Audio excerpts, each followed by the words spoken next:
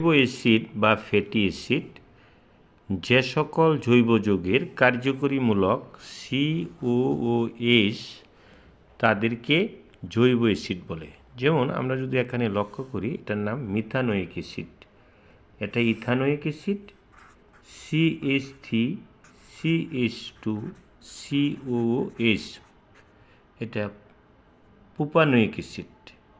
জৈব অ্যাসিডের নামের শেষে ওইক উচ্চারিত হয়। ধন্যবাদ।